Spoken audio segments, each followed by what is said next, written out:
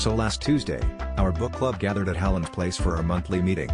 You know, the usual, a circle of mismatched chairs, a pile of half-read novels, and an impressive spread of hors d'oeuvres because really, who reads without snacks?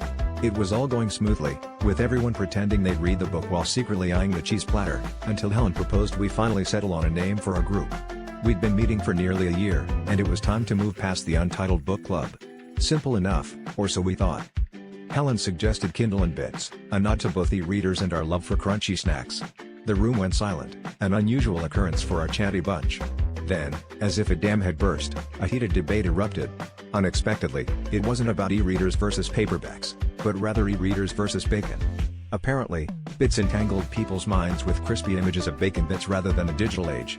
Sarah, our resident tech enthusiast, took umbrage at the idea that anything could surpass the superiority of her beloved Kindle. Meanwhile, Tom, a true bacon aficionado, passionately argued that the only thing bacon couldn't improve was itself. As the debate raged on, alliances were formed and friendships were tested. Lines were drawn in the sand, or rather, in the hummus.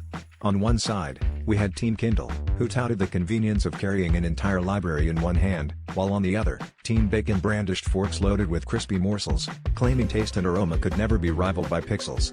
By the second hour, someone had created a Venn diagram on the whiteboard attempting to find common ground, but all it did was prove that people who loved both e-readers and bacon were indeed mythical creatures.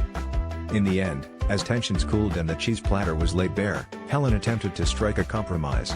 "How about this?" she said with a dramatic pause, "we could be books and bacon, bringing home the literary." The room fell silent once more, but this time it was followed by an uproar of laughter, and just like that, a new book club tradition was born. Every meeting would end with bacon sandwiches and a story about how we'd all gone a bit ham.